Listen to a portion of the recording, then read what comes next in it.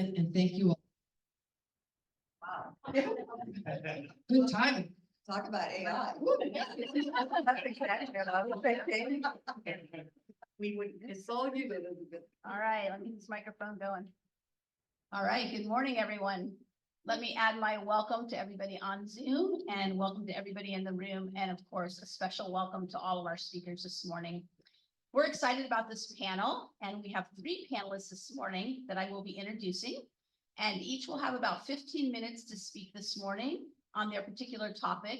And we want to leave a lot of time for questions and answers at the end, as we always do. As Peggy mentioned, this program is on artificial intelligence, the uses and abuses. So let me dive into the brief introductions, and then we'll get right into the program this morning. With us in person is Assemblywoman Gail Pellerin.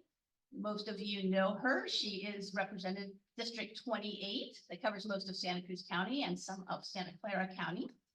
Assemblywoman Gail Pellerin will be speaking to us about a bill that she authored, Assembly Bill 2839. It's a bill designed to protect, a bill titled Protecting Democracy Against Election Disinformation and Deep Fakes.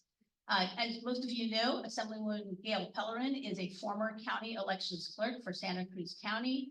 She's a true expert on election security and operations, and we're very happy to have you here this morning. Thank you so much. She will be followed by a second speaker, Benjamin Breen, who is an associate professor at University of California, Santa Cruz. He's with us via Zoom this morning. Benjamin has a particular interest in the long-term impacts of technological changes, and he lectures often on artificial intelligence. He'll be sharing with us how artificial intelligence opens up new possibilities in science, medicine, and daily life, but also poses risks that we all want to be observant of and that should not be ignored. Welcome to you this morning. And following Benjamin will be Roya Pakzad, who's also with us via Zoom. She is the founder and director of Taraz, a nonprofit organization working at the intersection of digital technologies and human rights. Roya is also the 2023-24 Practitioner Data and Democracy Fellow at the Karsh Institute of Democracy and the School of Data Science at the University of Virginia, an affiliate scholar at UC Berkeley's Citrus Policy Lab. Previously, she served as a research associate and project leader in technology and human rights at Stanford University's Global Digital Policy Incubator. We're really looking forward to her insights as well this morning. So again, speakers, thank you so much for being with us. And Assemblywoman Gail, if you would begin, that would be wonderful. Thank you. Thank you. Good morning. I think Elizabeth and I have the same cozy sweater. I know, today. I noticed that. I think I needed something warm. I know, it's like a blanket, yes. So anyway, welcome. Thanks for everyone for being here today. I'm honored to be here with Benjamin and Roya on this panel. And AI is moving fast, as you all know. And we're needing to put up those essential guardrails. And I remember during the 2016 elections where, you know, we were seeing how there was a lot of misinformation and disinformation being spread quickly and rapidly using the internet.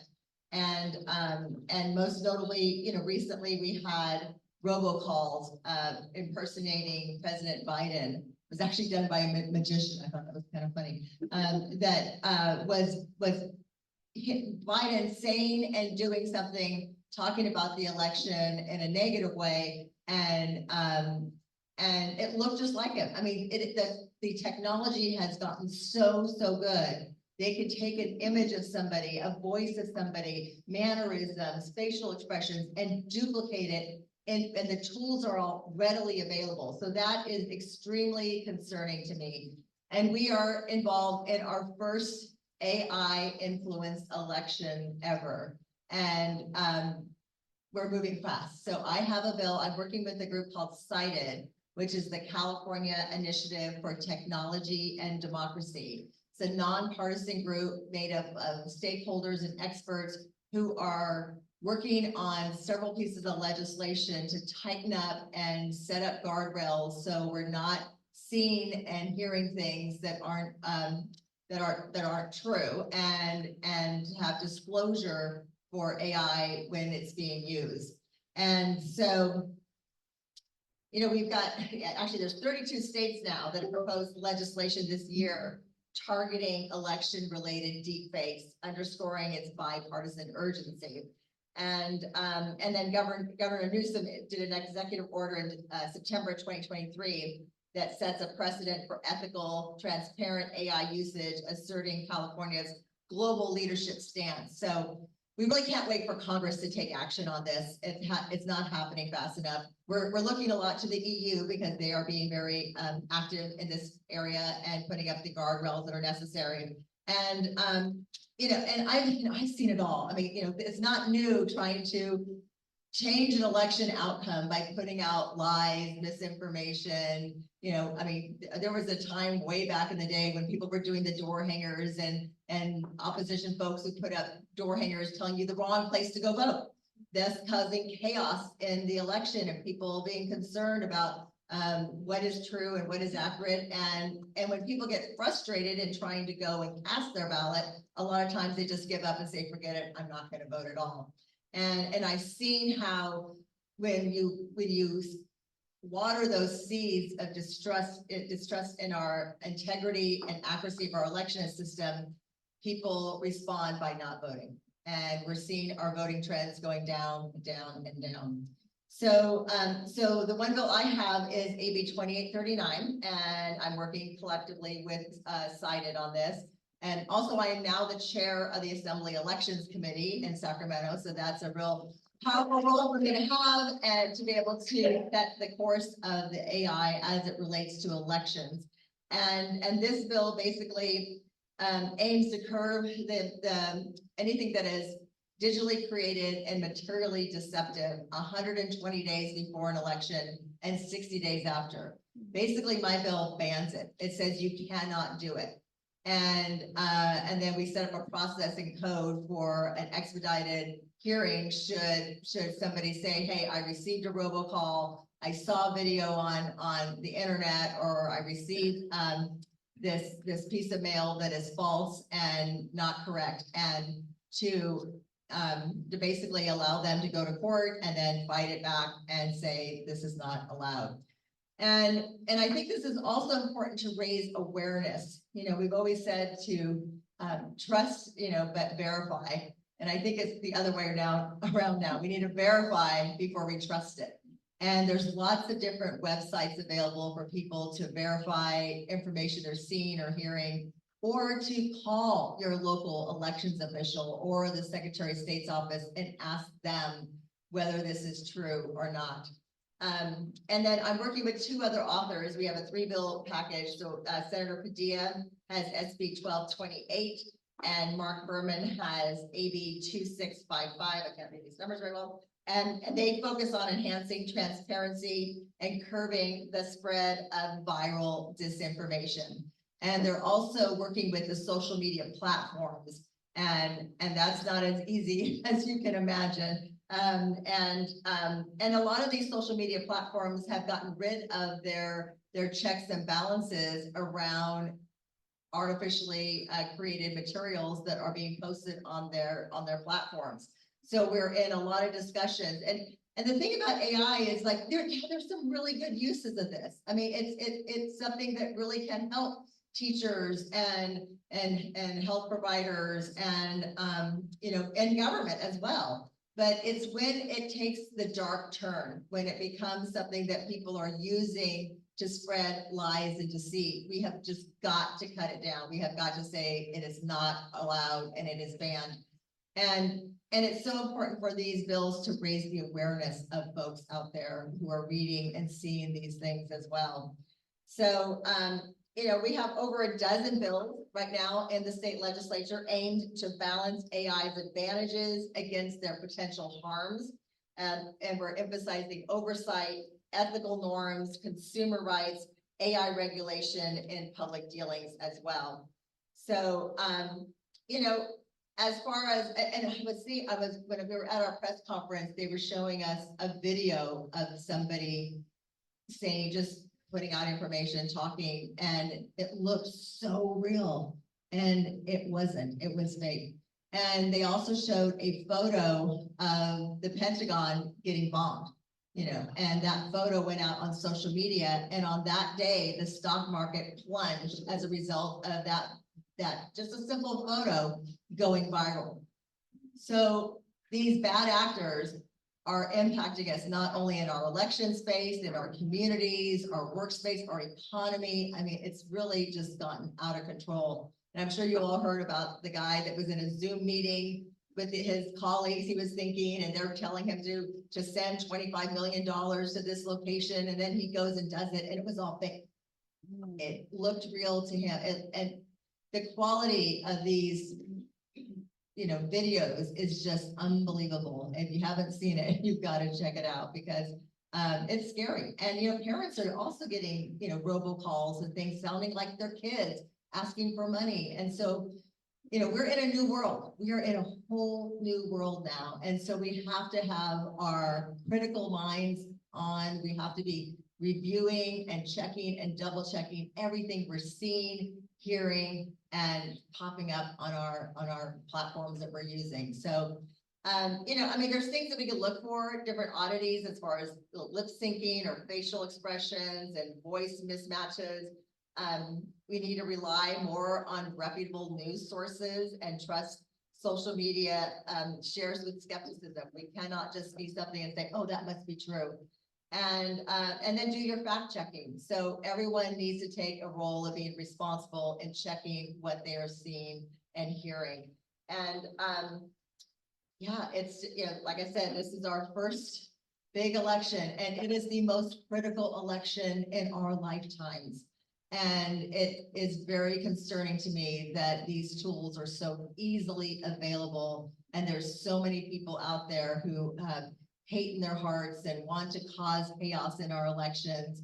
And so I think the way to fight back is that we need to get out there and vote. We need to register. We need to make sure all of our friends are registered, and encourage people to cast that ballot. We've done so much to remove barriers to voting, where everyone gets a ballot mailed to them, the postage is paid, you can drop it in a drop box, and our power is in that ballot. So it is absolutely essential that you ignore a lot of the noise that you might be seeing and hearing during this election cycle, and focus on what is real and in your mailbox, and that's from a trusted source like your local elections official or Secretary of State's office. So I don't know where I am on time. Am I good? Okay. I think we're good. Thank you. Thank you. 5 minutes to spare. Well done, well done. Gail, thank you so much. We're going to move on now to Professor Breen, who's going to speak with us for about 15 minutes, and then we'll. No, we're gonna do questions for. Oh, you want to do questions for Gail first? Oh, I forgot. I'm sorry, everyone. Time for questions for Gail. And please. let me bring the mic over. to Of people. course. Thank you. Oh, You and I are that. Yeah. There you go. Gail, thank you for the presentation.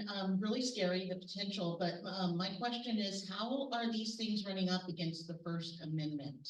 So, yeah. That is definitely a concern, and we're being very careful to carve and draft this legislation so it does not violate First Amendment rights, which is why we put the time frame in 120 days before an election and 60 days after. That's when these materially deceptive materials will be banned. So that gets us around that issue. Hi, Gail. I want to know, how are you going to enforce this? If somebody passes, how are you? Because you can't enforce stuff on the internet because it's coming from everywhere. Right. No, it's definitely not as easy, and that's why it's in combination with the other two bills by Senator Padilla and Congressmember Berman, because they have legislation that goes that works with the platforms for them to identify when something is artificially created. And so it's a whole package of bills to do that. But in the end, I think what we're trying to do is really raise the awareness that this is real and it looks real, but it's a lot of times it's fake, and it's information that's just causing you to question the election process or to make a decision about voting or not voting based on what you're seeing in these deep fake videos and information coming out.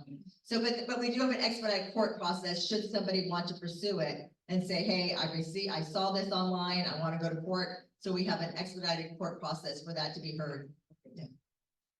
Again, Chuck Rickman here. So as in the regular news on evening, whatever, you might get beeped out if you say the wrong word, right? I don't know if the technology is available for the internet, but there's a lag time issue. So during that lag time, something spreads. It could be extensive spreading, and that's where the damage is. So I don't know if your bill or your associate's bills deals with this. It might be something more for the Berman and Padilla bill, because they deal more with the platforms. My bill simply bans anything that's artificially created and materially deceptive 120 days before an election and 60 days after. So we're just putting that standard out there that this is not allowed. But the other bills do disclosure. They work with the social media platforms as well. So we could check and see what's in there. Okay, you said AI could be used for some good things. Could you?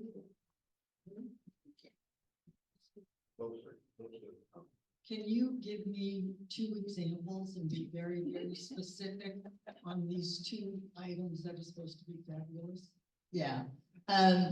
Well, I mean, a very simple thing we've all used is like red eye reduction in a photograph or changing lighting in a photograph. I mean, we're basically artificial intelligence. Chat GPT, people will use often to help, write a letter or write a resume. It's a useful tool if you're applying for a job, and you can put in the job requirements and then put in your resume and say, highlight where my skills, training, and knowledge intersects with this job. So then it helps you in writing your letter and going after that position. So I don't want to say it's evil in every way, that AI is a tool. I know that it's being used by doctors and determining how to treat a patient. So there's just a lot of different ways it can be useful. But certainly in the election space, if it's going to be something that's deceptive and putting out false information, it is not going to be allowed. What kind of responses you are getting from your colleagues in the legislature? Are people agreeing this is a problem? Are they giving civil rights, civil liberties responses that are negative? Is it going to be, are you going to be successful with this bill? What's it going to take? I certainly hope so.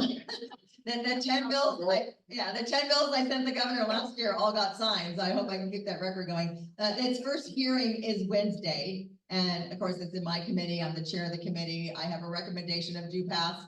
We got some amendments I think we're doing with it. But so far I'm hearing bipartisan support on the bill as well. And, we're hoping to get our 3-bill package out into the governor and hopefully signed into law. And the bill does have an urgency in it, so it would impact the November 2024 election. Hello, I have 3 related questions. The first is, how are you going to raise awareness of the individuals in the community of this entire thing, so that people will indeed contact those who do something about it? The second question is, how do we know if something is real if it looks so fake? How can we, I don't mean us, but how can the general public who is viewing things know enough to contact appropriate parties? And then the third thing is, again, the question of enforcement. It's one thing to ban something, it's another thing to enforce it. And enforcement and expedited enforcement is the key element here, because things happen so fast, as you pointed out. What is expedited? And going to court seems, as we've observed with Mr. Trump, a very slow process, or it can be. And so those are my 3 questions: awareness, enforcement, and how do we know if it's real or not? Yeah, no, absolutely. Good questions. And I think when it comes to awareness, I am a huge proponent of changing the entire conversation around elections.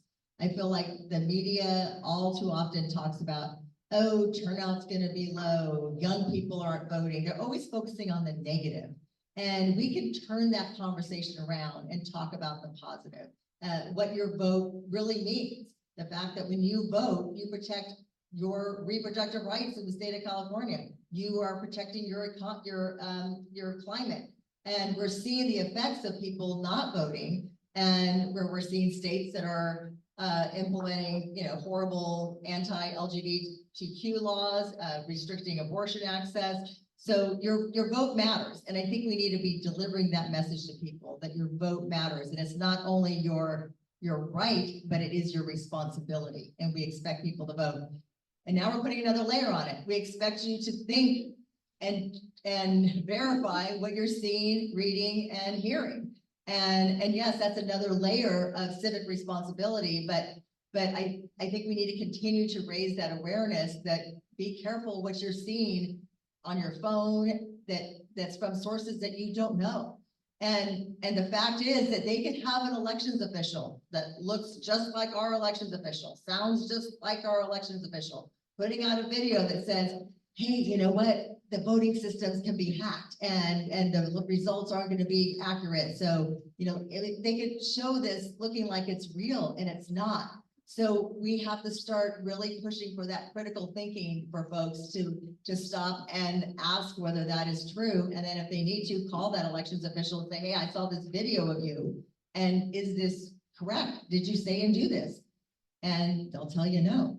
Your next question, as far as enforcement, so in election law, there's a different provision on expediting election-related cases. They usually go within a few days. It's fast. And so I've been sued many, many times in my life. So, as the county clerk, so, not in my own personal capacity, but it will, it goes very, very fast. So we can get those expedited through the court process. And then your third question was? How can you tell them it's enforcement, marketing, so that people are really aware of things? Changing the conversation with the media is very important, but it seems to me that the media is negativity driven to get attention. Yeah, that's why we need other voices. Right. Yeah, my dream is for Taylor Swift to be out there promoting voting and how important it is to register and vote and not believe everything you see and hear. Yeah, thank you. We have time for one more question because the woman has to leave early. We'll go on to ours. Good morning. Good morning. I would like to see all these issues transferring to the computer to protect us. And it means when you look at cyber attacks, the company Oracle, they offer software which automatically find out where the cyber attack is and also protect the software through AI algorithm in this basically encrypted languages. So I wonder whether you can look into that. Because I doubt that people take the time to verify and check it. I mean, that's another area where we're looking at doing legislation and putting up those guardrails. And we also, there's a lot of foresight. I mean, California's been a leader in this area. In 2017, we created the Office of Cybersecurity in the Secretary of State's office. In 2019, Berman did a bill to require disclosure on AI-generated materials. So California has really been a leader on this. So I'm sure that that's part of it. I said one more question. Oh, right there. I'm happy to meet you in person, but I remember when you were back getting our young people to vote. Way, way back. My question is, what do you see as futuristic in terms of legislation in California? We've got, for example, the 1,200 community colleges. We've got 116 meeting today. I choose to be here because I believe that it's legislation that would come from starting way, K through 12. And I know what I would share. What would you share as next steps for the elders in the room? Sure, no, that's a good question. And I do have another bill on civic education in high school, and it complements Monique Lamone, Senator Lamone's bill on civic education in elementary schools. And as a county clerk, I really did a lot of work with our schools, and there's a lack of civic education. I would love to bring back the Civic Summit. I mean, we were talking about that the other day, that this body here, DWC, put on a civic summit for youth in our county. And, I just think we need to be doing more of those kinds of things. And so I'd love to see that come back. Yeah. Thank you. A little logistics here.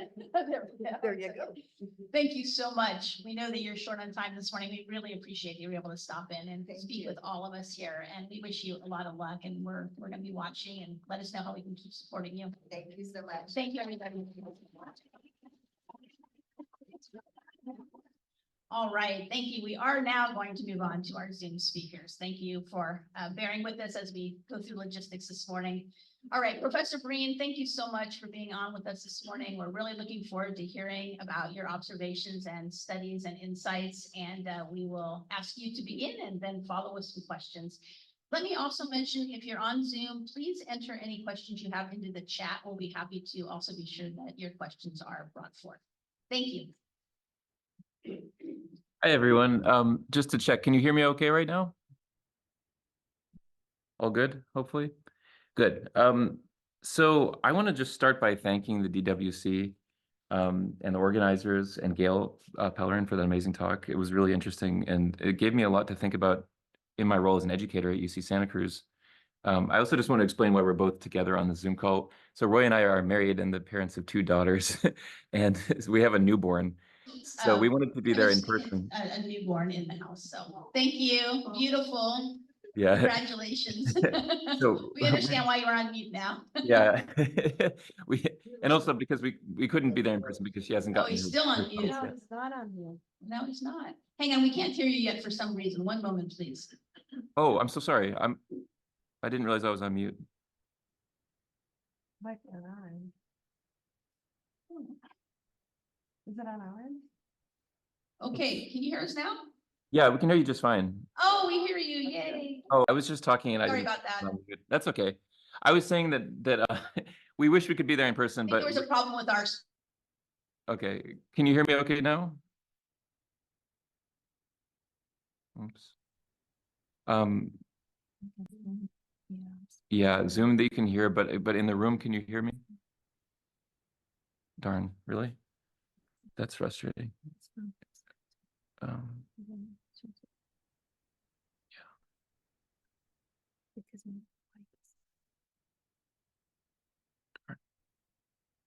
That sucks.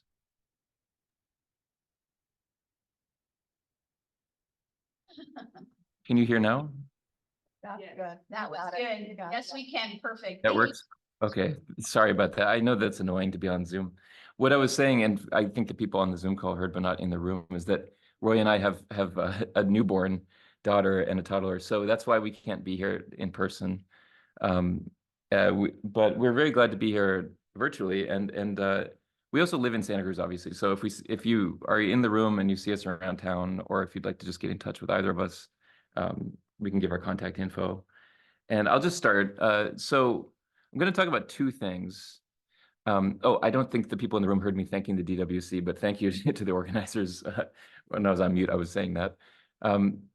So I'm a history professor at UC Santa Cruz, and I do study the history of technological change and the history of science. And I think that it gives us a really good insight into what we heard from Gail, like this idea of civil society being threatened by AI is very valid. I agree with that.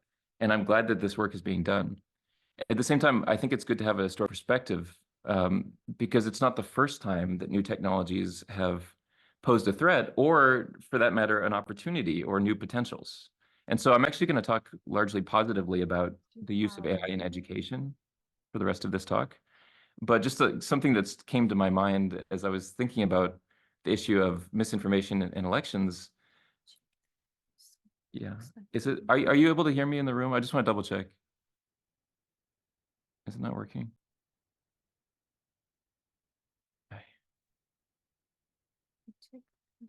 Is there any way that we can confirm that you can hear us in the room? No, they can't hear us. Oh no, that's darn. Okay, darn. What do you think we should do?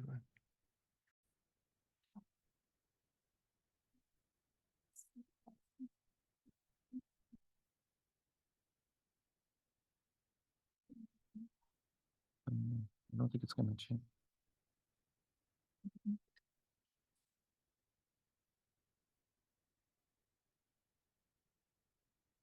Are you not able to hear at all? I'm just wondering if people can confirm.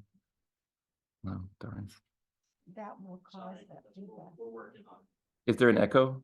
it. There is Yeah. a bit of an echo, yes. Oh, darn. Okay. Oh, wait, I have an idea. I think it's because Could be because your phone. Does this help if I take off the audio? Yes, it does. Okay, If you try speaking. I'm gonna take off my audio and maybe that works now. If there's, unfortunately, that's hard for me to hear now because I don't have audio, but maybe if I wear AirPods. Oh, you don't have AirPods? Darn.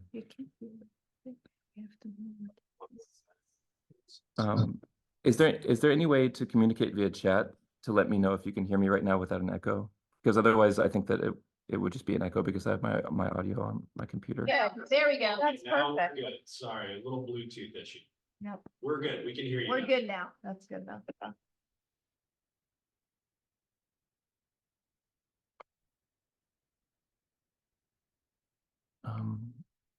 Did you in chat? Yeah, otherwise I think it would just be echo. Perfect. That's perfect. We can hear you great. We're You good can hear me now. fine? Okay, sorry. And Check. just check in with me via the chat so that I can tell if you can still hear me. Okay, I'll just get going. I'm sorry about that. One of the things I wanted to just mention is that there's a long history of technology being threatening in this way, to the extent that Socrates, the philosopher, did not know how to read. And he actually attacked illiteracy in his writings precisely because he believed that it will produce forgetfulness. That's a direct quote. He thought that it would cause issues in young people and in education because people who could not read had better memories. And so he actually saw reading itself as a technology that posed problems in his society. And to his dying day, Socrates was opposed to the idea of reading. It was only his students who wrote down his works. And that kind of continues through the history of technology. We have a kind of a long record through the history of printing presses and onwards of specifically politics being influenced by technology in ways that are perceived quite negatively at the time. And then in later generations, we tend to forget about it. Obviously, as an educator, I think literacy is great, and I encourage literacy. It's worth keeping in mind that that was not always the case among very well-educated people.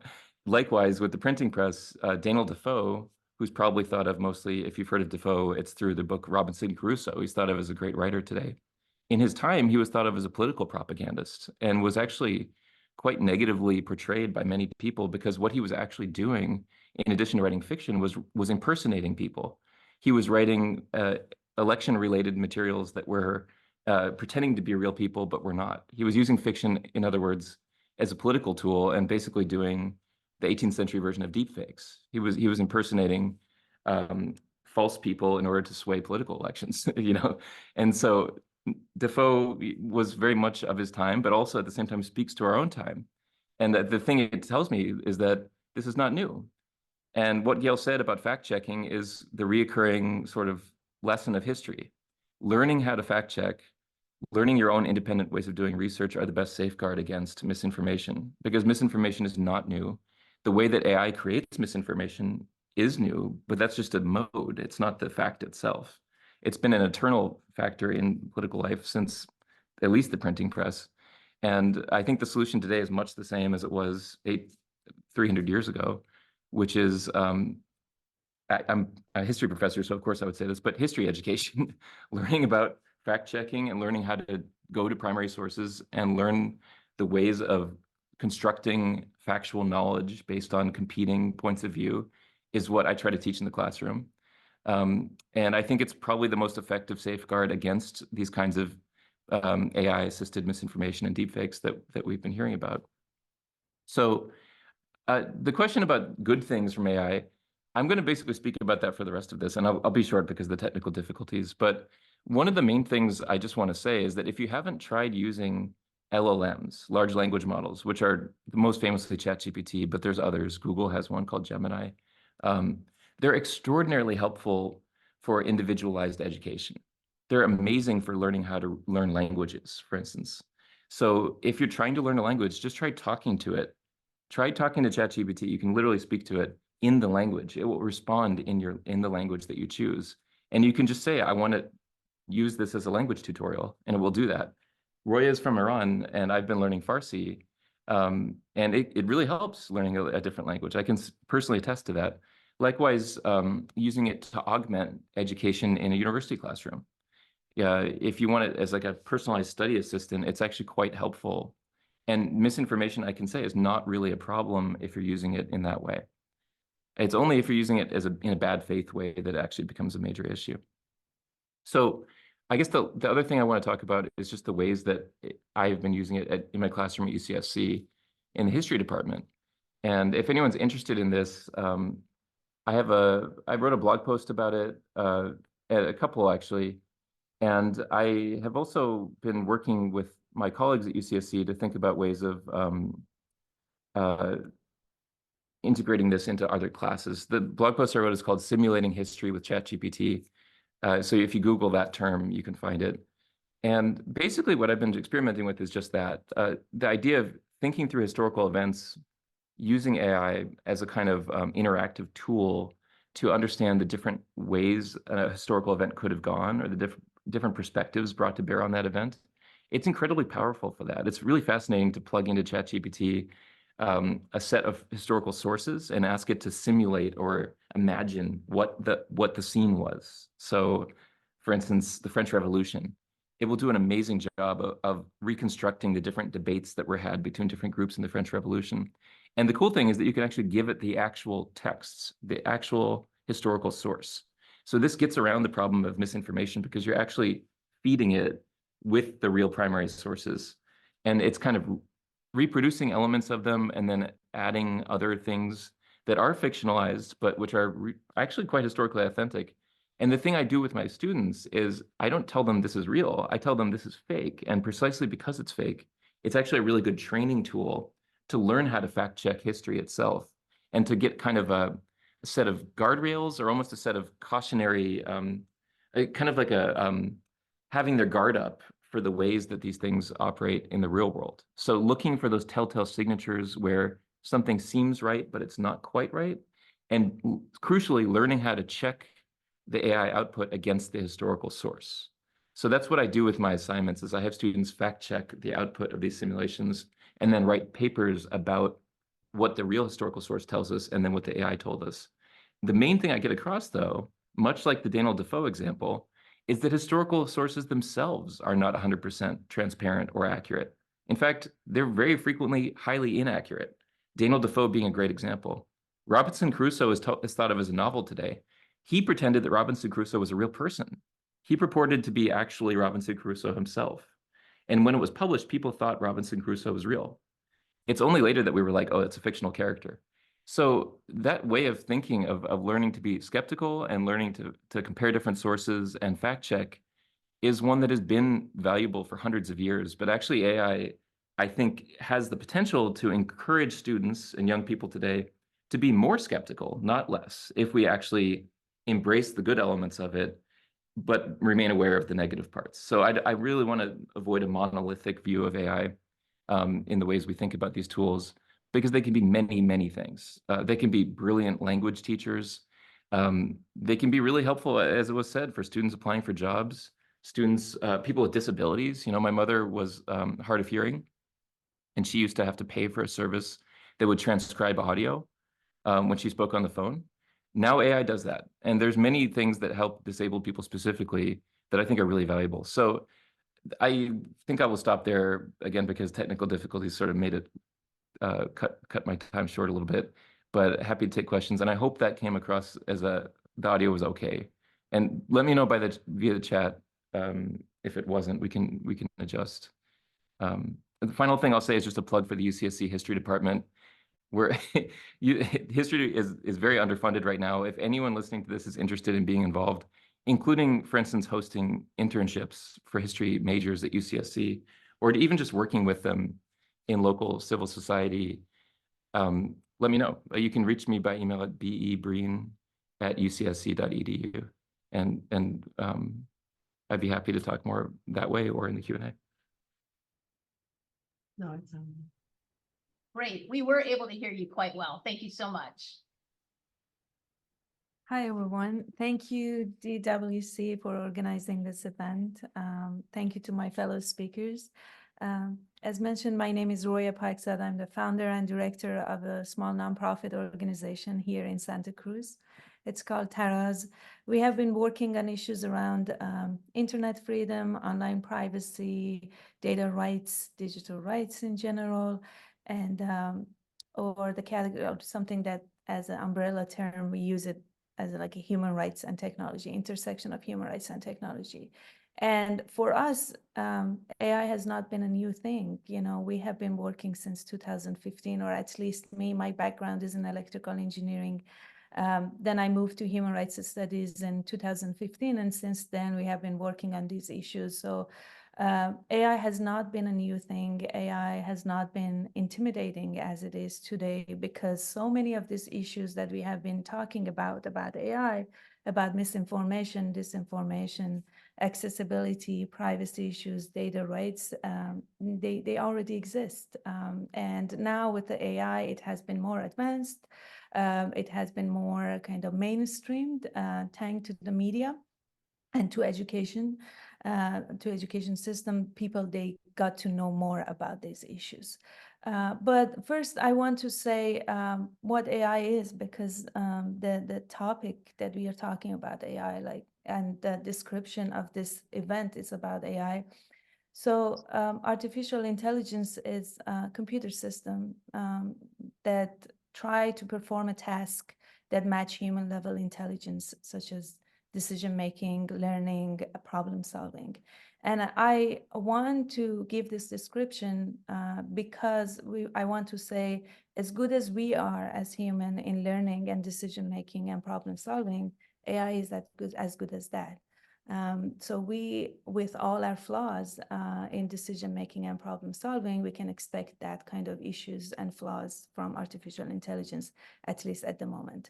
And you might have heard the term machine learning, that it's a subset of AI, that it learns from a lot of data, historical data. Ben mentioned about large language models.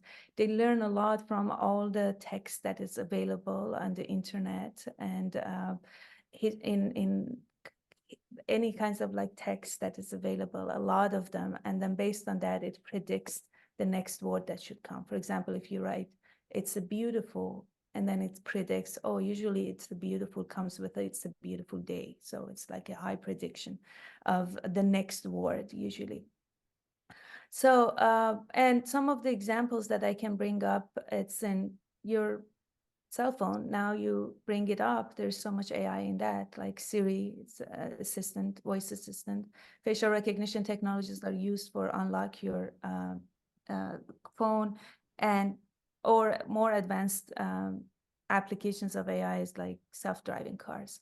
But my work specifically is about how these systems are used in the governments and how they can be abused.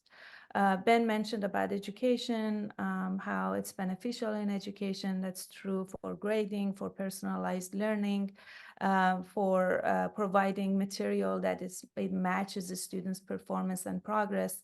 It's one thing that it's, you know, it's very useful. In healthcare, as they mentioned, it's for predicting health disease outbreak. Or, for example, if we are on Kaiser insurance, when we go to Kaiser, they give us a consent form that, are you okay with your voice being recorded? Then that data will be used for analyzing and gaining insights about your health and about like, and it will be shared with the Kaiser system, and later probably, if it's not, it's privacy protected with the public health departments, and they figure out some of the insights in healthcare. And in criminal legal system, you know, they try to understand what are some of the places that are hotspot for crimes, for example, and from there they can dispatch police, or they can provide other kinds of like policy intervention or services to reduce crime rates in that neighborhood, let's say. Or in migration adjudication system. For example, if someone file an asylum application and they want to realize, okay, if this person should be granted asylum, they try to use different systems like lie detector, accent detector, They look at their social media platforms and try to see and gain some insights about like if this person actually requires some asylum. So people or in the governments, the way that these systems are used are portrayed as a very efficient system. You know, they reduce a backlog, for example, in migration. They provide help to police to find crimes, right? But my work in human rights is mainly about what are some of the way that these systems can be abused. And the very prominent example that I can bring up for you is in 2020, Santa Cruz City became the first city that they decided to ban predictive policing. So if we are talking about the benefit of AI in reducing crime, why did our city ban predictive policing? And the reason for that, it goes back to the definition that I provided about the AI and how AI is trained and has been created. Because if we use our historical data to train and to make AI or to build AI, and our historical data is biased against certain group of people or against, in this case, Ben brought up Farsi, which is my language versus English. If English is outweighed Farsi in the training data, the AI is going to be better in English. The AI is going to be better in the, for example, predictive policing, because our historical data has been biased against the neighborhoods that are mainly the neighborhood or zip codes that are lived by people of color. Then we know how biased police departments they have been, or in maybe 30 years ago, 50 years ago. Now they might have been better. But then they dispatch more police to the neighborhood that are neighborhood of people of color. And sometimes there is so much mistake in that because it has been trained on the data that has been discriminatory and has been biased. So Santa Cruz City decided to ban predictive policing because there was so much flaws and so much discriminatory work. And you might have experienced with your facial recognition technology, if you have darker skin, sometimes at the moment they fixed that because so many people, they talked a lot about the skin color and in facial recognition technologies. But 5 years ago, maybe the facial recognition technology on my phone was less effective and less accurate for my skin versus Ben's skin color. So technologists, civil society organization, prominently ACLU, if I bring up one example of civil society organization, they decided to talk with city council members and say that please ban predictive policing and the use of facial recognition technology without having any oversight, without having any technologists auditing these systems to make sure that are not flawed, they don't have any issues, like that much issues or inaccuracy for different types of racial groups, gender groups, and nationalities, languages. So this bias is one of the issues that we have to be aware as citizens about the applications of AI in governments. The other issue is about privacy. You know, again, going back to the definition of AI and the use of data, the more data we use, the better these systems they become. And that invite technologies to gain more and more and more data from social media platforms, what are the activities you do, to your even walking pattern from the facial recognition technologies that are inside our cities, from the way you talk. At the moment we are talking on Zoom, and Zoom analyzes the way that I talk, and then they decide that, oh, this person has an accent, and it looks like this accent is for the part of Iranian kind of the like origin accent. And then the more data that it collects from me, and then they decide like, okay, now we can make our AI better if they want to say, okay, if they want to transcribe our meeting. So the more data that it gets, it becomes better. And that invites technologists, that invite AI developers to gain more and more access to our data. And coming from a country that government is not always a good actor, Iran, usually this data can be used for surveilling. So these are some of the issues that we say that, okay, if a company is going to work with the government for providing healthcare system, or in public education, there is a company that provide education tool.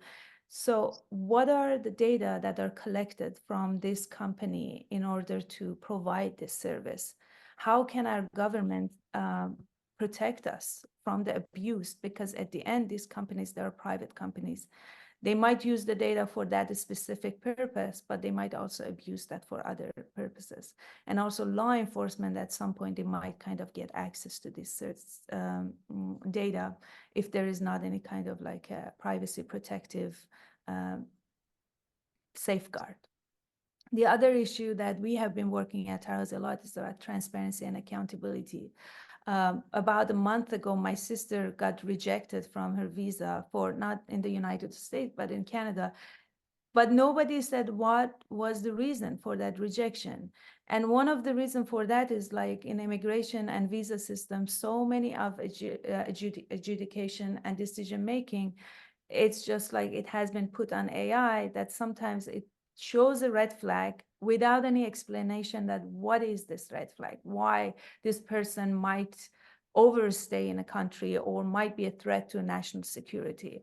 So that the issue of accountability is lost when AI is integrated with the government work, because then you say that, okay, if this is a claim for public housing or any kind of social security claim that are processed through AI, and it has been rejected, why it has been rejected for this person but not that person. So there's not much kind of accountability, like who is responsible. Now, if the company is responsible for that issue, or if the government is responsible for that issue, what should be some of the checks and balances in place and oversight by human that goes into place in AI decision-making.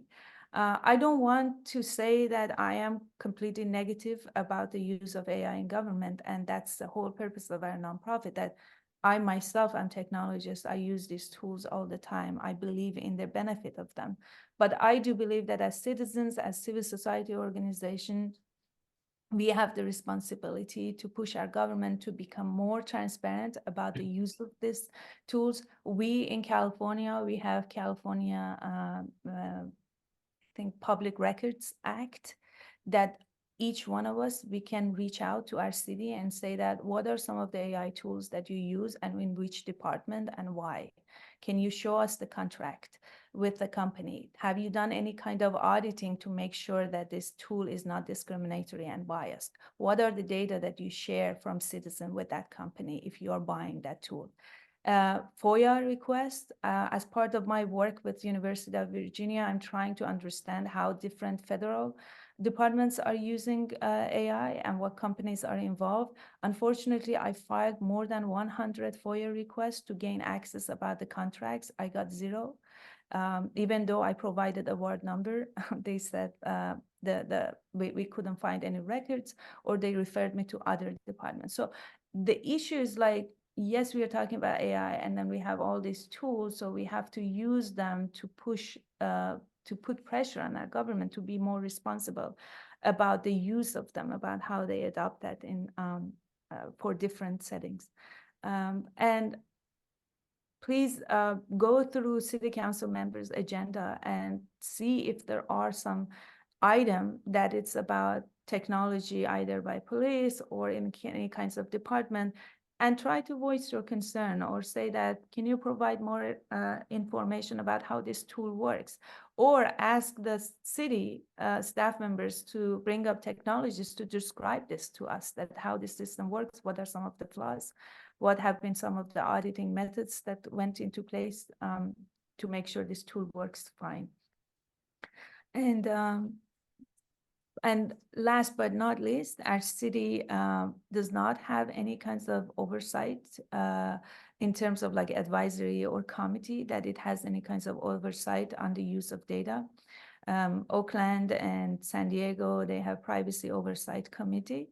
But our city, they don't have it. They banned predictive policing. The next step was based on our communication with city council member. The next step was to think about having a privacy committee or advisory body or surveillance advisory body that helps our city council members, our city staff members to understand, to bring some oversights from public of how these systems are used and bought from companies, but at the moment we don't have it. So we see it as a responsibility of us as a civil society organization in Santa Cruz to talk with our city staff members, city council members to see what is the progress, what kind of progress has made in bringing up that kind of like advisory and oversight to decision making.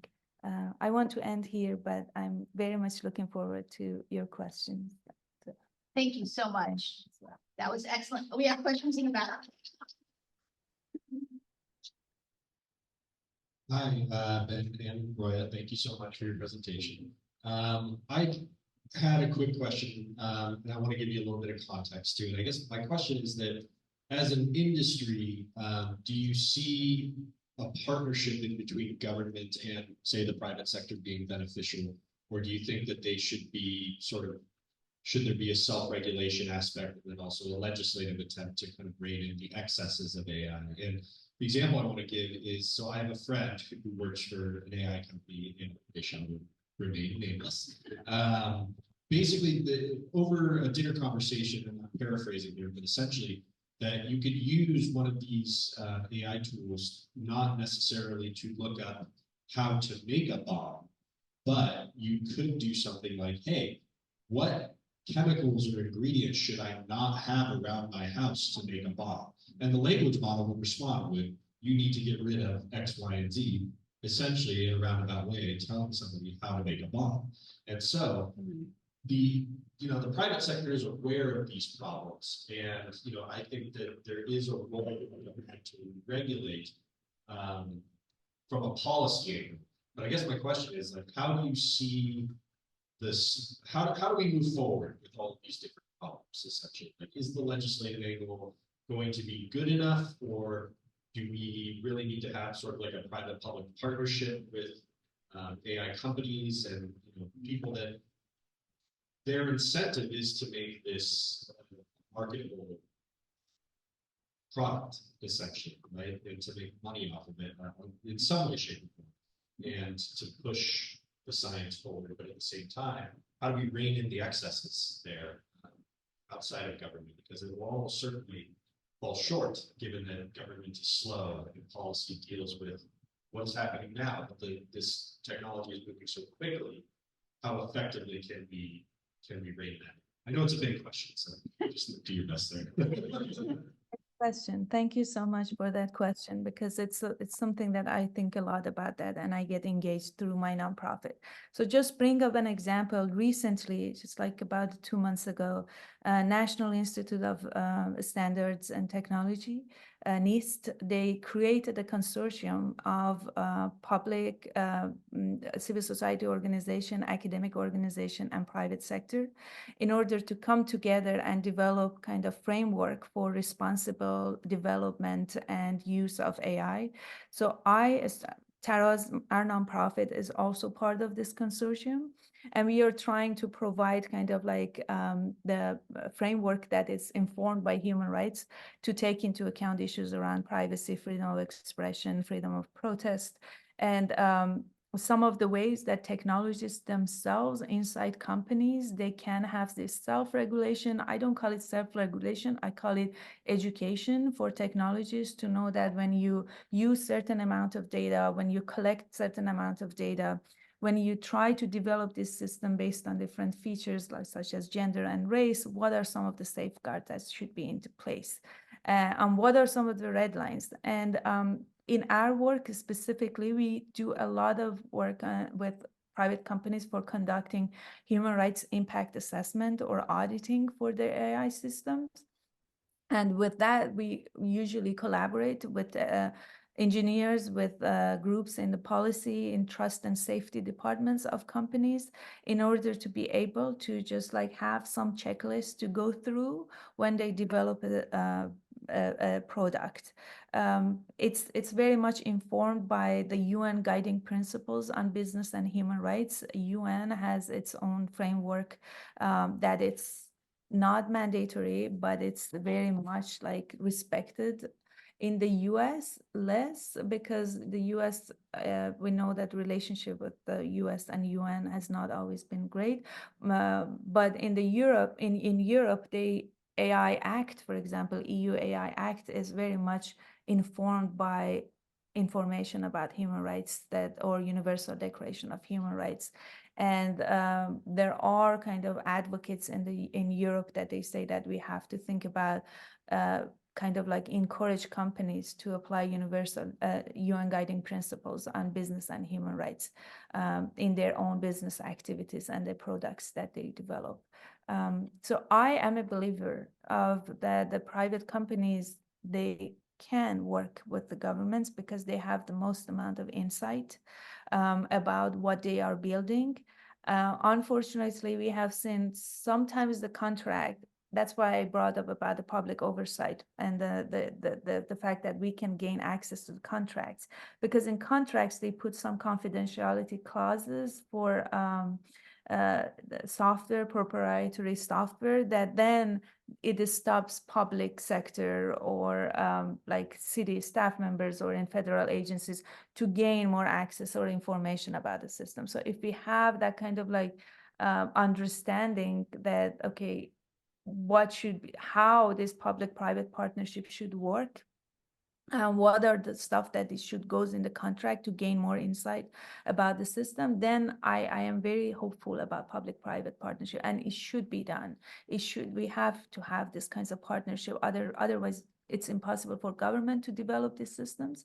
It's impossible to government to gain some insights and information about these systems. Just one thing I'll add, the bomb making example. If we imagine going back to Santa Cruz in the year 1971, you could probably walk into an independent bookstore in early 70s Santa Cruz and buy a copy of the Anarchist Cookbook, or you could probably find someone who would distribute a copy of the Anarchist Cookbook, which among other things included instructions on how to make LSD and how to make bombs. So again, it's this history of technology. This is not a new thing. The printing press also allowed the dissemination of knowledge of how to make weapons, right? And that was one of the major reasons why people were opposed to mass literacy, actually. It was considered dangerous. To some extent, it was dangerous. The Anarchist Cookbook was a dangerous book, but it was a book that existed 50 years ago, right? It's not necessarily new that you can find ways of making a bomb. Also worth noting that you could have Googled it 2 years ago and found the same information probably. So I'm not necessarily persuaded that there's anything new in that example. However, I do think there's some scary stuff. The OpenAI actually has a paper about the red teaming process for ChatGPT, which Roya was a part of, where they hired a chemist, and it actually did a pretty good job of teaching it specifically which Chinese chemical factories to order constituents of a chemical weapon from. That surprised me. So there definitely are new things that are dangerous, but that it's worth mentioning was in the context of that being prevented. It was a precautionary step of testing the limits. So it's not just working with governments, but it's also working with nonprofits and people who are experts in the field who are aware of how to negotiate the limit of free speech versus dangerous knowledge. Go ahead. Thank you. Another question? I have a question. Yes. Okay, great. So my question is sort of maybe a takeoff on the public partnership, public-private partnerships, but it's also more in terms of how information is input into the system. And I'm also wondering about how democratic that could be. So I understand that companies have a desire to put all the novels in, for whatever they're interested, or all the chemical farmers, or something like that. But in terms of being democratic, how much influence can individual people do, like their family history or something like that? So I just wanted to broaden that topic out. Thank you.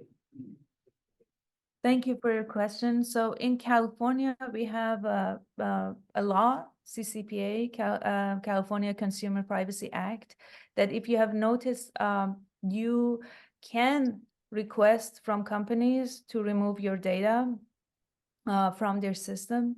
If sometimes on the website you go and you see "do not sell my data," if you scroll down, sometimes it's written "do not sell my data." And sometimes it works based on geolocation, that they understand that you're blogging from California. So it's just like they have "do not sell my data." That it's very much, you can kind of like have some types of control on your own data.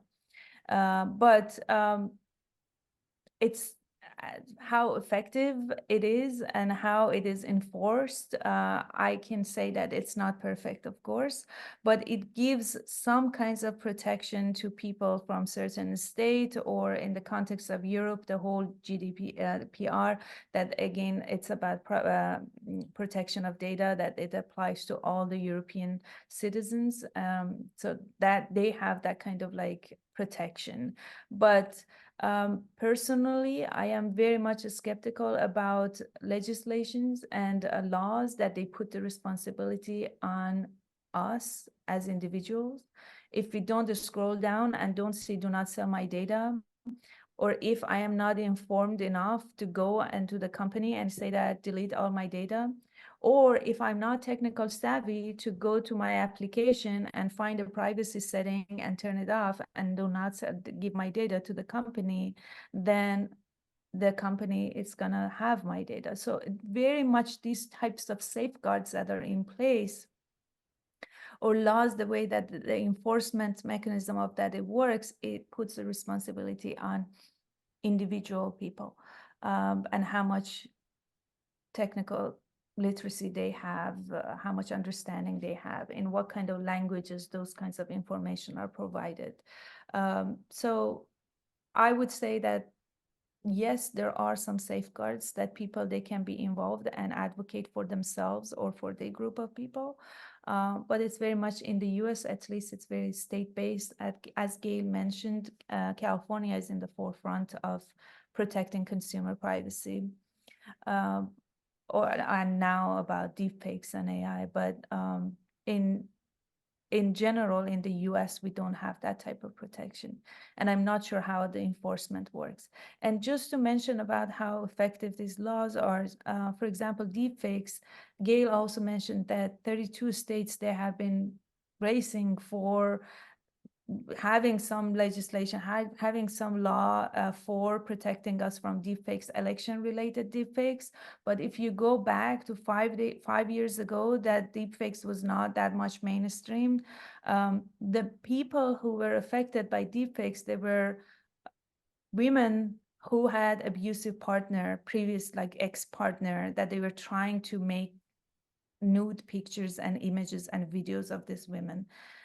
Teenagers that they were bullied in a school, and they created these kinds of videos for them. So protection, even on the deepfakes, is very much on election. It's very much on like politicians. But when it comes to ordinary people, at the moment, we don't have that kind of like interest or any kind of law that protects us. So I do believe, yeah, that we have some, by law, if we pass any kinds of law, we gain some protection, but how it is enforced and who will be benefit from those laws, it's kind of, it's something that I'm skeptical, or I see it as my responsibility to inform more people to use the law in their benefits. Could I just add it's funny because I feel like we're like the pessimistic and the optimistic take sitting next to each other, but the question was also just about the role of democracy, which I think is a really good one. And if you construe democratic very broadly, one thing it involves is the sense that having a mass public sphere is a good thing. Having the more people involved in political choices and decision-making, the better. Not populism, but still the sense of a public sphere. And one thing that hasn't really come up much, but me and Roy talk about all the time, because we're a bilingual household, and Roy has family members who don't speak English, is that this is amazing as a leveling device for non-English speakers. English is the global, sort of language. And if you don't have access to English language, you're cut out from so many choices and decision-making. It is amazing how good AI systems have gotten at instantaneous translation, to the extent that it's entirely possible that I could be giving this talk, or Roy could be, to a group of German speakers, and we don't speak German. it can immediately translate into another language. That's the current technology, and that's going to get better. So I actually think that's an amazing step in terms of democratizing global public discourse, that people who don't have access to, the ability to learn English or other languages, not just English, are now able to communicate across that linguistic barrier. To me, that's a major democratizing force that doesn't necessarily get talked about enough. I think it's a good thing. Yeah, or people with disabilities, exactly. So in your comments today, Ben, and also in the book that you read to get ready for this meeting today, it's clear that the history of technology in the long arc, it's not a particularly happy in terms of government trying to regulate this or keep stuff under control. The technology tends to take off, and it's very, very difficult. I mean, the printing press comes along. A lot of people might have thought it was a bad idea. It's not something that stopped. And if you look at social media, the problems with Facebook and its impact on young people in schools and those other kinds of issues, we've been pretty unsuccessful at actually regulating it at all, despite a lot of concern about it, public hearings, and every so often Zuckerberg is dead in front of Congress, but I don't see the government actually successfully creating these kind of rails against it. So what I'm looking at right now in AI, I mean, technology speeds up, and so it's been fast in the past, and now it's really moving quickly. And these companies that are doing AI, looking for contracts with government or school systems or hospitals or whatever, their incentive is to be the first out with a new system. It's competitive. It's about, and particularly in the early stages of it, at some point it'll get monopolized, but right now there's a lot of players, and they're all interested in having their system bought and making stuff happen. How successful do you think we can be in actually bringing this under any kind of control, given the huge incentives for profit maximization of these companies trying to get their AI model out there and sold to a bunch of people?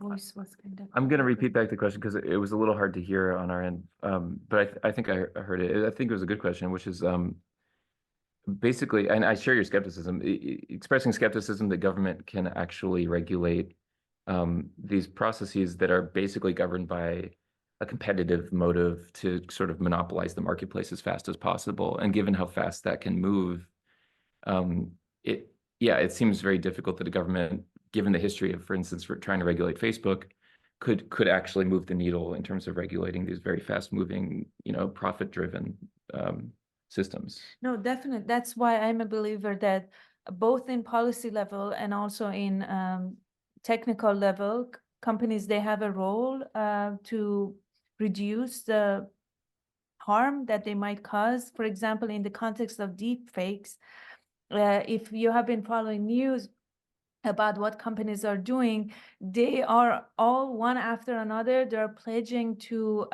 authentication standard. It's called C2PA, that they try to put watermarks or label or collect some metadata about images that they are supposedly they have been created by deepfakes. Again, if you search in the internet how to remove watermarks from deepfakes video, you can find other tools that they try to remove that watermarks. But it's kind of like a cat and mouse game, that it's just like companies, they try to provide their own safeguards and measures because technically they are more advanced than governments. They are more capable than governments in finding measures or safeguards, both in technical and policy level. But there are also other tools that they try to kind of diminish what they did. So I personally believe, or in the context of child sexual abuse material, there was a coalition of companies that they try to develop a technology that is called photo DNA, that when you see the photo on the internet, they give a fingerprint to it. It's just digital fingerprint. And when one company, let's say Microsoft or Meta, they take down that content as a child sexual abuse material, then it goes to the repository. That digital fingerprint goes to the repository that all companies they share with each other. So Google can also take down that image. Like it's just like it's kind of like a coalition between companies and technologists. They come up with different methods to address this issue. So it's not only governments. They cannot have any like effective safeguards if companies they don't come up with their own safeguards, both in technical level and policy level. Well, the other thing I want to point out that hasn't come up is the importance of open source AI models, basically ones that are not governed by the profit motive, that are not owned by a corporation, that are kind of a collective public endeavor by groups of people. Those are actually kind of prominent. There is a huge group of people working on open source AI models that are idealistically motivated, actually. And I think they really have a point because, again, to go back to the history of printing, which I think is one of the best analogies, I do a lot of work with sources printed in early modern, meaning 17th century, 18th century Spain and Portugal and France. And in all of those countries, you had an Inquisition censor, especially in 17th century Spain and Portugal, who was approving whether or not a book should be printed. And there was only a few printing presses. You actually had to be on the side of the Inquisition to get your voice out there in print. And that's kind of a risk we run especially if we're thinking in terms of government partnerships, if it's only with one company like Google or Microsoft, it gives a huge amount of significance to that company. Whereas if we have an open source model, which is just kind of proliferating freely on the internet, on the one hand, that's kind of scary because it's a bit anarchic and a little bit, it's very hard to control. But the model that we get from the printing press is that it didn't actually become a democratizing force in society until individual people could set up their own printing press and print whatever they wanted. That's freedom of speech, freedom of expression was codified via printed texts in the 18th century. That's like kind of how the concept of human rights actually began, was non-censored, independently printed material. And so I think that's a very good analogy today for AI systems. I agree with the premise of the question. I'm skeptical that they can be censored or really strongly regulated in any way. So I think the alternative is to embrace a model of having many, many participants in that process and not just letting single or a handful of corporations control it. It's very true. Just like to add on about we in the United States, we have Freedom of Information Act, FOIA. We have access, if you go to federal database, procurement database, you can see that the companies that they were granted a certain kind of award.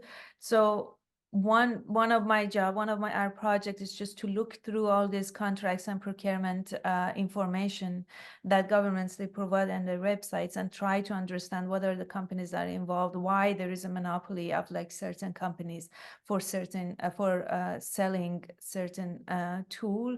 And so that's a good thing about having this kinds of like open data system. Unfortunately for our city and county, we don't have that much information about procurement and what are some of the companies that are involved. Maybe this is something that we can ask our council members and representatives to work more on their open data system. Because then that will be a website that we as researchers, civil society organization, we can go into and just like look at that. Or what are the companies? Why only OpenAI is granted for all departments in the city? So yeah, that's something that I think our city can work on their open data system. Do we have any questions on Zoom? I got a question. Oh, back to back. Okay, great. I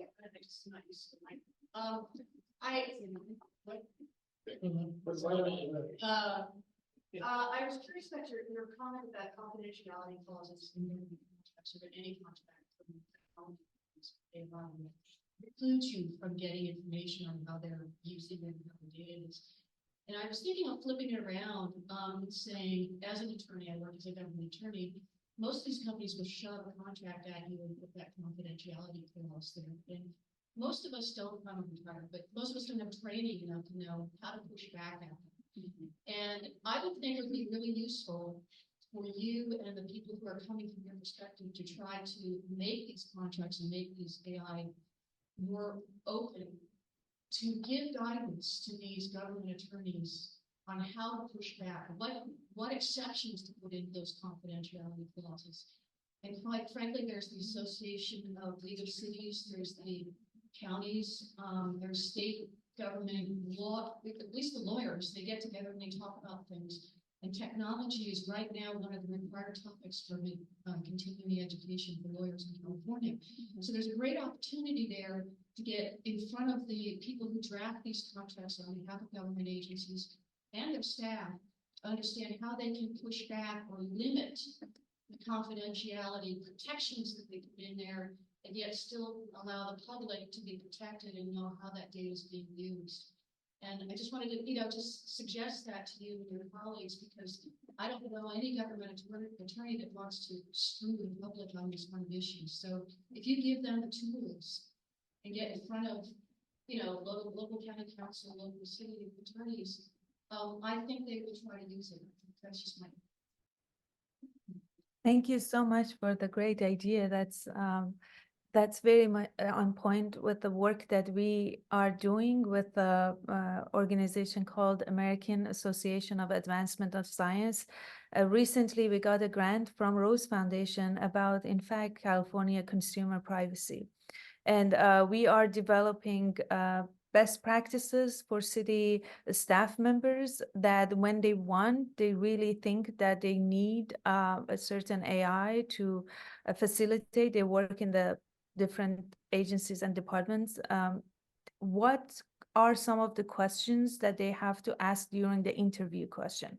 What are some of the questions that they should put into request for proposal from companies? Because when you go to the business portal and business, there is a kind of request for proposal from business, and then they apply, and then city staff members, they try to go through the application and they ask some questions. So what are some of those interview questions that they can ask? And then another level is like, okay, now these are the clauses that these are some of the templates of contracts that maybe these kinds of clauses they should be in the contract. So this is something that we are trying to do that with American Association of Advancement of Science. We recently got this grant to work on that.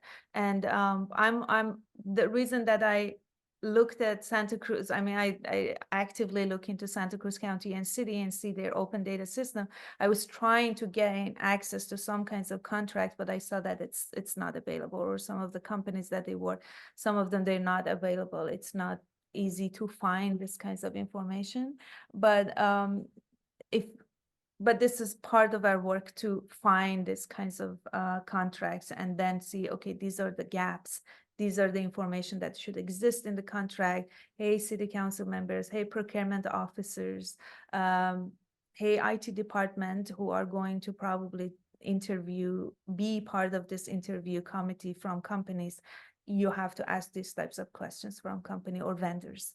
And also there are some better examples, like San Jose, for example, they have fact sheet for the city staff members or procurement officers in cities to go through that when they want to interact with vendors, and they ask certain questions from them. So our city can also have certain, like the similar fact sheet or examples or checklists that the other cities they have. So thank you so much. That's our kind of like work, that to look into these better practices and try to bring that in our city and in our county. Hopefully, like the project is going to take about like 1 to 1.5 years to sort out all the better practices, to look into other contracts, to interview other groups and see what are some of the harms. And hopefully in 1.5 years, we will have some kinds of information or educational material for our city staff members. Thank you. I think we have another question here. Yeah. Go ahead, sir. My question is AI capable to simultaneously check whether it's a fact or not? I fact checking immediately. Yeah. And if that's the case, then at least I would see something on the screen. It's not a fact, it's an opinion. Is that possible now? So the question is that one as an historian. The annoying answer, but it's the one that I actually believe, is that it's effectively impossible to make any factual claim about something that it doesn't have to do with mathematics, let's say. what I mean by that is that one of the main lessons of history is that all historical facts are really just probabilities. It's a 99.9% chance that we interpreted something correctly based on incomplete sources. And that's true of political facts too. I mean, we're relying on secondhand information constantly. And so one of the things I try to teach my students is that I do believe in historical reality. Like I'm not a postmodernist in that way. The past existed and we can learn things about it, but we always have to have a radical skepticism and an open mind about the nature of the sources we rely upon. You know, there have been cases where famous sources were in fact fabricated and were found to be false or crucially different or in certain ways that actually change interpretations. And sometimes it's not even intentionally being misleading. It's just that subsequently different generations put different weight on events. They see things differently. If this was Santa Cruz in the 1950s, we would have a different take on certain political events in the past, like the Reconstruction era after the Civil War. You know, the way history teachers taught that era has changed radically in living generation, you know? And that's true of every kind of fact you encounter in the world. And so, no, I don't think AI has any ability to instantaneously or after the fact check in a perfect way that would be useful, because I don't think humans necessarily do either. I think the main thing is to have a human ability to have your own sense of what matches your view of reality, your own sense of trusted sources, and that hopefully those are backed up on some firm ground. But I would be very wary of any AI tool that claims to be fact-checking, because I'm also skeptical of humans who claim to be 100% accurate, right? And my experiences with AI is that it's far less accurate than a professional human. Crucially, professional humans take a long time to make factual claims. So again, I don't believe that factual claims are impossible, but I believe that I trust them more if it's the product of someone spending 5 years in an archive, as opposed to just a knee-jerk reaction about that sounds true or that doesn't sound true. And I'm pretty sure that AI in our lifetime will not be able to replicate that level of human awareness of the evidentiary record. That said, I mean, court cases, I think lawyers are one of the earliest adopters of AI that I know of. And there is something to be said for its ability to have instantaneous recall of like, here are the 222 relevant court cases on this issue, and then to actually just pull out relevant quotes. So it definitely will change the way we talk about certain things like legal matters. But there always needs to be a human involved. I'm pretty sure Roy's going to say the same thing. I want to say one thing. I am more optimistic than you. It's for this question, in fact. So if you look at social media companies, the way that they were moderating content and they were trying to fact check, they were relying so much on human content moderators. And there are some issues with, of course, human content moderation, and how many people they can moderate content, how quickly they can be they are able to moderate content. So social media platforms, they're relying so much on AI itself to moderate content and understand that, okay, this is a fact, this is a bad election, this is a false information, disinformation. So they're relying so much on that. And from technical standpoint, the way that they do that, they try to gain so much information from that piece of post that you, or image or text that you post on your social media platform, and they try to collect information that it's called metadata. And the metadata has information about when it was posted, what was the origin of the first person who posted this image or this text, how many times has it been changed, how many times has it been reposted or commented, who are the people, who are the users that they try to post that, are they call it authentic user or inauthentic user. In 2000, like in previous, I think 2016 was the time that we heard a lot about inauthentic users, especially from Russia and China, that they were trying to meddle with election. So they were trying to understand who are the authentic users, who are not authentic users, and they gained that information.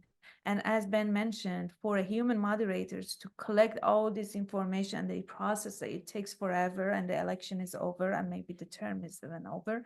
But for AI, it's like, and with the computation power that it's in place, they immediately, they can look into this metadata and say that this is labeled as a misinformation, disinformation. So many of you might have seen on social media posts that it says that high probability of disinformation and misinformation. And sometimes they take it down at the, oh, let's say, and then they ban the user who posts so many of these types of content. So I can say that it's becoming faster with the with AI. The information that companies they collect, and they try to gain insight based on the information or metadata that they collect, and they gain insight, is becoming more advanced and quicker, that maybe close to real time they can say close, I'm just saying close, and maybe 90% accurate they can say this post is disinformation, or this post should be taken down, or it's deep fake, or it's just a content that it's not factual. But do you think it should be automated without a human making the final yes, say? exactly. I That's think a the human should be thing that involved. we say there should be still content moderator. That doesn't mean that companies, they have to say all content moderators are now lay off. We don't need you. And now it's just AI replicated you. It's just like, we don't need you. No, there should be some kinds of oversight. How this oversight works, it's just something that's something that we think about that. And I know that content moderators themselves, they use AI for reviewing, for going through review reports, because again, on social media platforms, you can go and say that I think this information is wrong. I think this is harassment, or this information should be taken down, and then you write a report. And then again, content moderators, how they go through the report, it's something that I know that they also use AI for reviewing, for like making their own review faster. So it's just kind of like a human AI augmentation of the process that makes the process kind of like more accurate and faster. Thank you so much. Do we have any other questions online? No, No, we don't. we have time for one more question. One more question One more coming at you. question. Peter, you have a question? No speakers, do. just a question. One question. One, that's it. Personally, I feel overwhelmed by the amount of information just given me. It's not easy for me to digest and figure out what you've said. I have a simple question. Coming from sort of an idiot's point of view, when Trump, for example, is speaking and stating blatant lies, which are simply counterfactual, can there not be something produced by AI that does, as Gunther said, have a statement next to it saying this is not true? Can we boil it down to something that simple?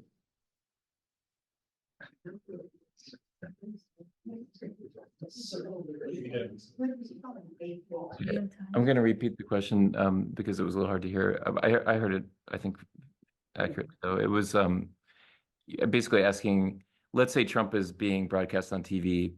Could there be some real-time AI mechanism that would just, whenever he said something that was obviously untrue, which happens very often, and sometimes is easily provably false, could it just like show that on the screen, or could it alert people to His that? own talk, or Yeah, like a if statement he it makes. just say Yeah. his own statement, Yeah. or if Could he it is in a real time deepfake. give no, not deepfake. Could it give corrections to misinformation? Again, not necessarily, I don't think real time that can happen, because it needs some time for processing, but it can reduce the time, and it helps the journalist to immediately transcribe it, check it with factual sources, and say that, okay, this part of the information was wrong, this part was not wrong. And it can be a few, maybe seconds, with the help of AI, as opposed to let's journalists go back and check and transcribe it and try to understand if it's right or wrong. And in terms of deep fakes, if you want to know that you see the like a video and say that if Trump or not, then companies, yes, they have been working on that in terms of putting some kinds of information, say this is deep fake, this is not deep fake. And again, there are tools that erode kind of like companies' efforts in showing that this is not right, this is not deep fake, or it is deep fakes, but companies, they are claiming that they have this ability to make it accurate above 90% and making it real time. Could I just go back to what Gail said, though, which is the importance of civic society education for young people. I mean, I don't think any technology we invent necessarily would have anything to do with preventing Trump from getting reelected or spreading falsehoods. That's just the nature of the political society we're living in, that's resonating. We have to be honest with that. And people who are bad faith actors who spread misinformation have historically been very successful politically. That's just a fact of human nature. It's not something we can fix with the new shiny technology.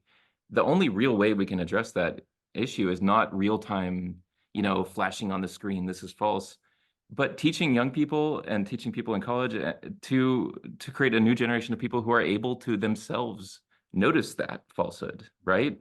I'm giving a standard answer that an educator would give. I think all of my colleagues would say the same thing. The fix is not some new technology, it's just better education.